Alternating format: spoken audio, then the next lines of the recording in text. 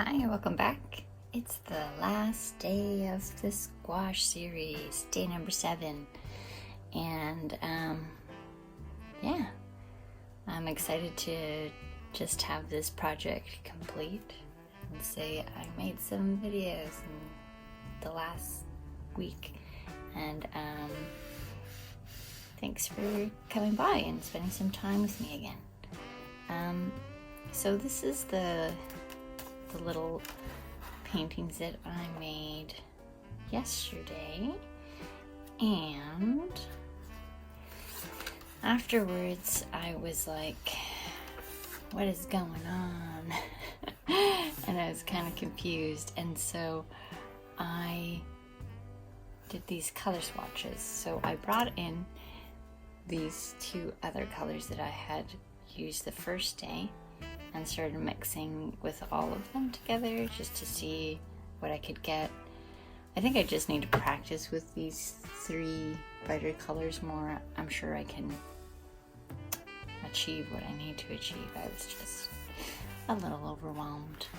But I kind of did this as a bit of a therapeutic thing because it always makes me calm down doing color swatches, but also lets me just think about what I'm doing a little bit more. Anyhow, this is sort of a luminosity scale that I was mentioning before, where you'd start out with the pure hue. So I mixed my own kind of blue just to do this with, and then that's the yellow that I have. And then what you would do with this exercise is add a little bit of black, and keep going until you get to the darkest possible blue black. And then you would go in the opposite direction, add a little white, and keep going until you get the lightest blue possible. And same goes for that yellow.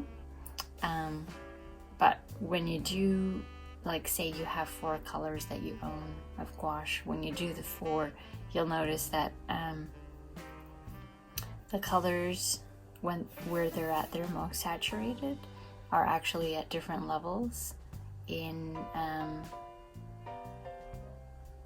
kind of a tonal spectrum. So like this color is actually like over here where the yellow would be quite adjusted with the black at that point to be the same tonal quality. To see this better, you could also make this into a black and white image, and then you can see those relationships better. But it's a good practice, and it's a good way to get to know your colors that you own, and just to see how you can play up and down with them. And yeah, that's an exercise we had to do in school, and I might do it in a more serious way in the future. It's kind of time consuming, but it's really meditative, and I did enjoy it when I did it live. I would just recommend to do it on watercolor paper so that you get a nice clean lay, and also you get the right color, because like this is a cream color, so it's going to affect the pigment. But I also just wanted to mention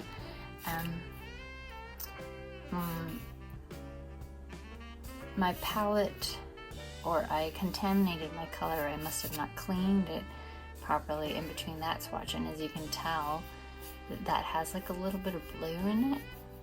I don't know if you can tell, but like the color has turned, right? And this one also got contaminated, and it has a little bit of yellow in it, and you can see how much the color has changed. So I mean, that's just one of those qualities of gouache that if you want to stay within a color spectrum, I would just say be very careful to keep your colors clean, because just a tiny bit of pigment will completely shift the color. It's really noticeable in this medium. Anyhow, for today, I'm gonna look for a couple of images here on my computer. I'm gonna get sketching, and then we'll get going. I decided on 3 images. One is a landscape that's kind of monochromatic. The other is a micro photograph that's kind of like a close-up landscape, and the third is an animation background from Studio Ghibli. It looks to be Princess Mononoke, but I'm not sure. It was just an image I had on my computer.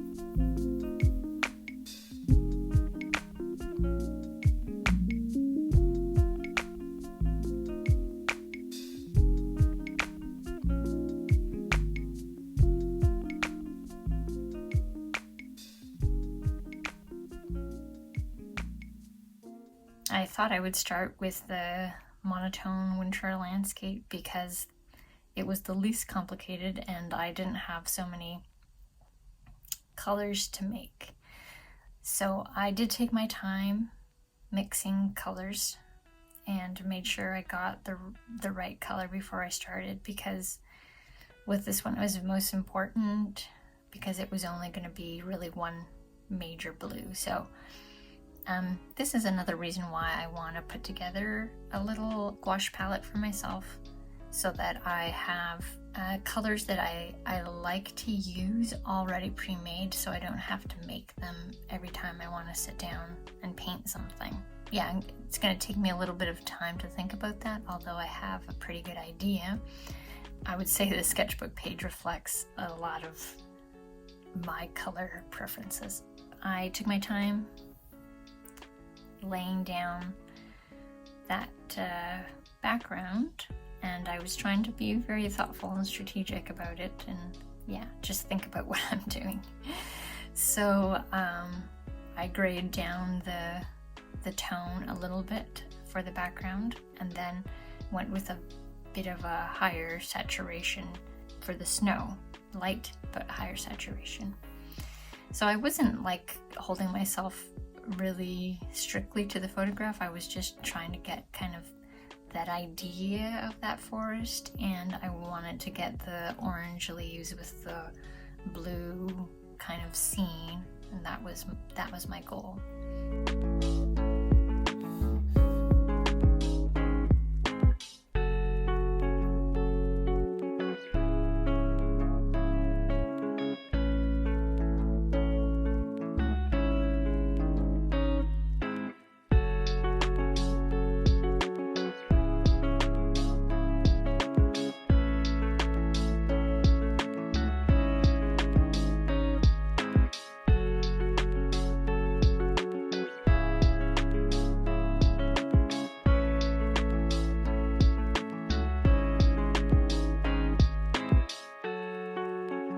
I should have put in the background trees before I put in the foreground trees, but to be honest, I just forgot about it. And since it's such a loose sort of painting, it doesn't really matter too much.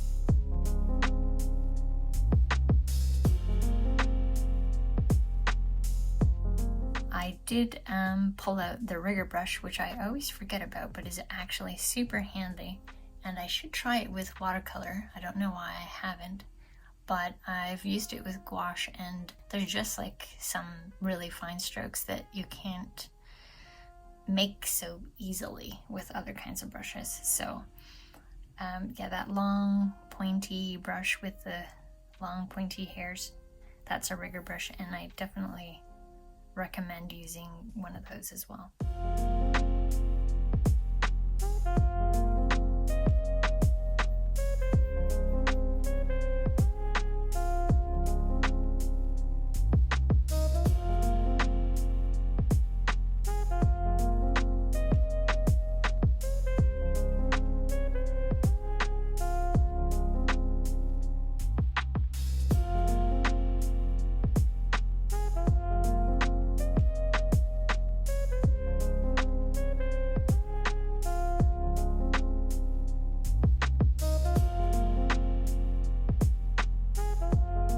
For the second little study, I wanted to try laying down a medium value to tint the page and to see if that was helpful as far as like finding values.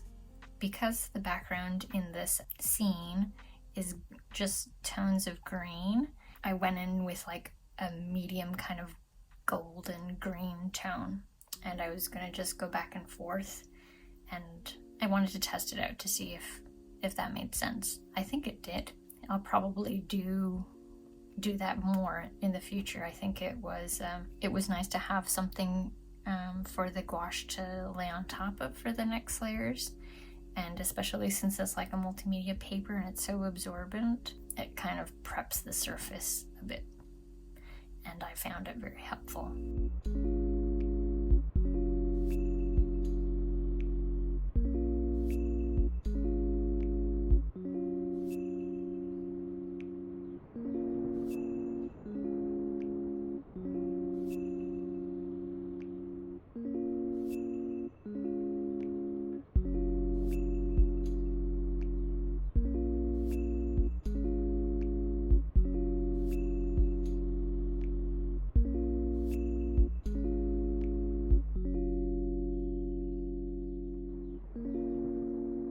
So in that image with the little snails, there's a very short focal depth to the photograph. That means it's sort of like when you go in portrait mode on your phone or something, and everything behind you is blurry.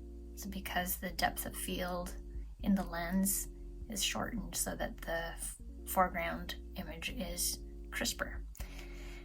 Anyhow, that's what's going on in that photograph, and therefore you don't really know what's in the background. It's sort of just like insinuated that there's some sort of forest going on, but the places where the green tones vary helps the foreground to punch out. So it is important to still get those tones, and yeah, I was trying to do that.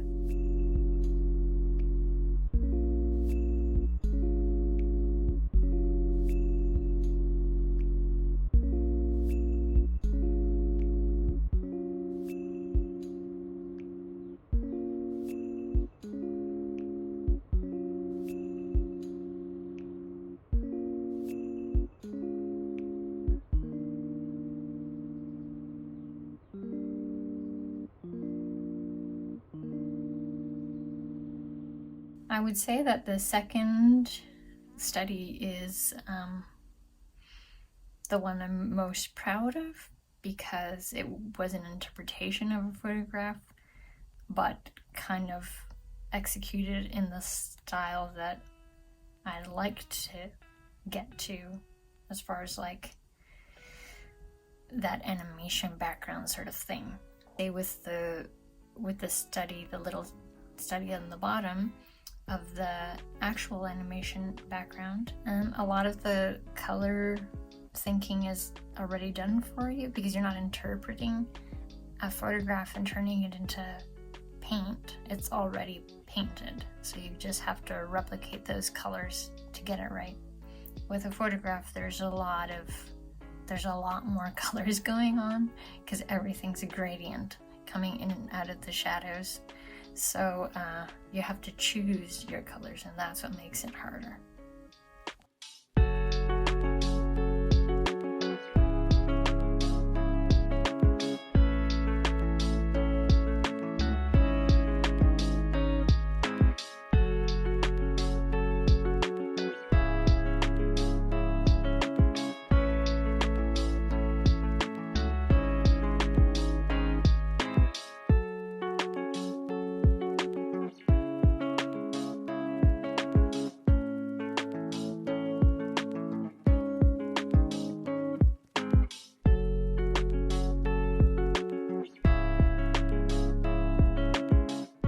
So to be perfectly honest, I did take a bit of a break, or rather there was a weekend in between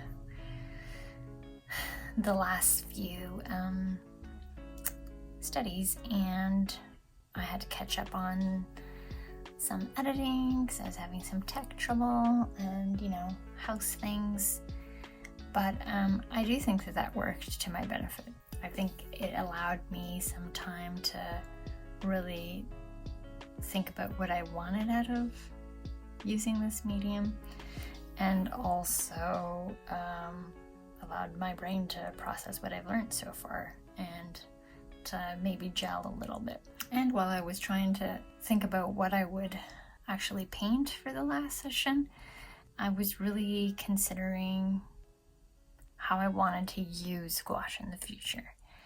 And it came down to sort of like background art.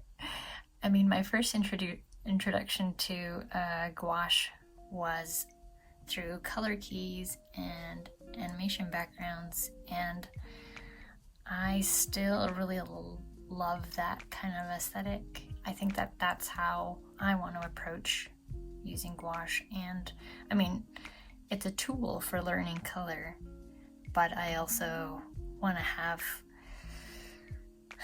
a bit of that freshness and a bit of that spontaneity.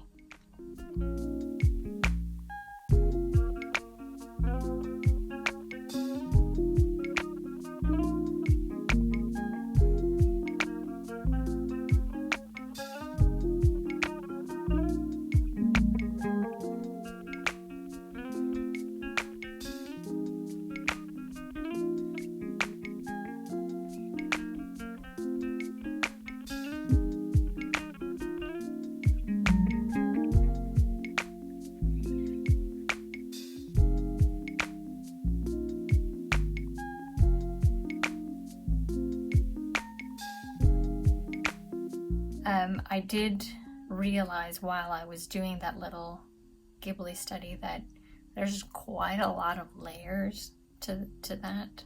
So I wouldn't really want to sit there, especially in such a small space, and do a precise replica because, well, there's a lot of layers of paint. So I kind of just tried to get the darkened shadows and see where the shapes were. It was kind of an experiment.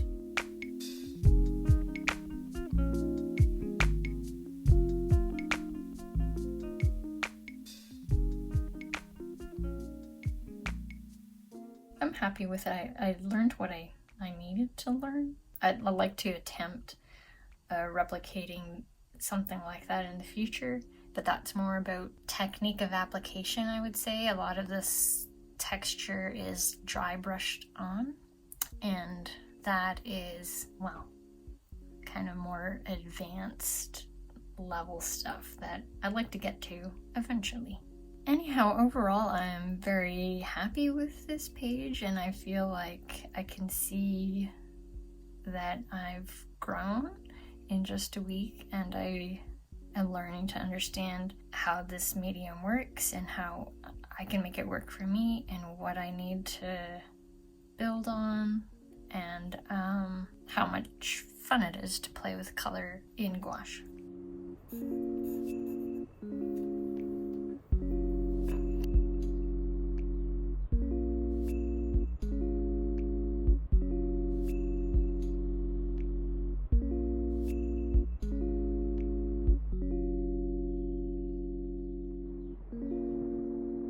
Unfortunately, I lost the footage to the finishing touches on that Ghibli study, and the little finishing touches on the snail, but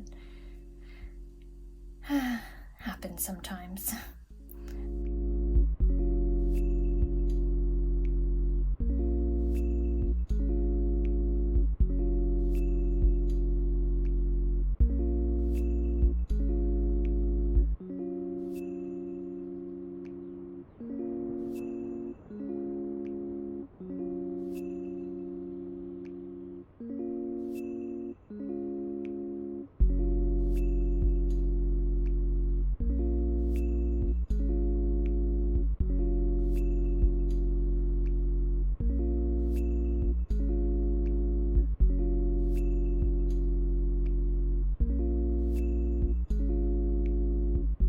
I hope you guys enjoyed this series, and I hope it was encouraging maybe to you to see that if you just stick with a habit, that you can really eventually see how that can help you grow.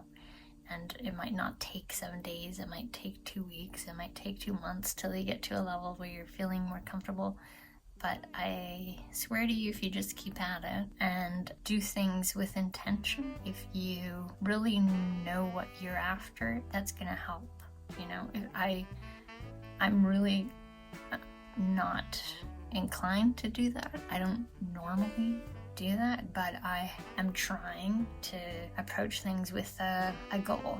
It kind of like helps you get to where you're going, because if you're just kind of noodling around, there's no point to it really, other than just a fun thing, and that's great and all. But if you want to improve, then you need to set yourself some goals along the way that'll help you get there. You need to find your weaknesses and tackle them, and keep tackling them, and keep practicing, and that's how you get better. I really found this whole process really helpful for me, especially since I had to sit down and do a voiceover and think about what happened. It helped me solidify my ideas, and it also got me really excited for the next day and helped me be creative also in the ways that I can stimulate myself, you know, as far as like picking themes and doing a variety of things so that I'm not bored and that the study is as stimulating as it can possibly be. So thank you all for sticking around if you've tuned into the week, and please let me know what else you'd like to see as far as gouache videos or any other kind of videos. Just leave me a comment and I'll definitely take a look at it. Thank you so much for coming and spending some time here. I hope that this was informative. I hope that maybe you grew along with me, even just by observing what was happening with my struggles and all. Keep sketching in your sketchbook, guys. Don't neglect your artwork, and I think especially in these days, it'll help you stay a little bit sane. So until the next one, stay well, and I'll see you then. Bye.